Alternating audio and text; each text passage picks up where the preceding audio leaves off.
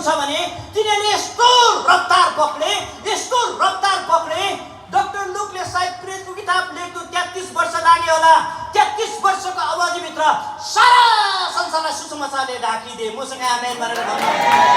यदि केही रफ्तारले आजको दिन पनि सुसमाचार सुनाइनु हो भने बाइबलविदले यसरी भन्छन्, आज संसारको पपुलेसन कति छ भन्नुहोस् त? 1 बिलियन भन्दा पनि ज्यादा छ।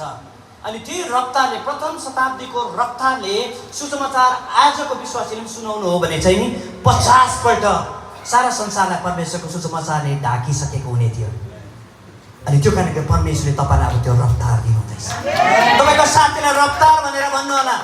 तपाईँलाई थाहा छ बुक अफ हिब्रूमा च्याप्टर 12 मा तपाईँले पढ्नुहुन्छ के पाउनुहुन्छ भन्दाखेरि हिब्रूको लेखकले यसरी भन्छ, हामी प्रत्येकलाई चाहिँ परमेश्वरले दौडमा दौडिनको लागि बोलाउनु भएको छ। यो दौड चाहिँ हामी हरेकको दौड हो।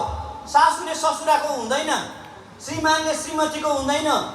हामी हरेकले त्यो दौडिनु पर्छ। अनि त्यो दौडिनको लागि परमेश्वरले बोलाउनु भएको छ। तपाईँले म्याराथनमा याद गर्नु भएको छ?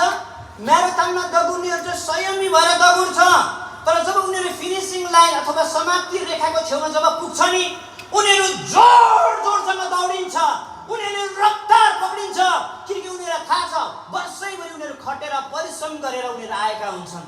त्यो कारणले गर्दा अब यो दिनहरू चाहिँ हामी अन्तिम दिनहरूमा बाँचिरहेका छौँ।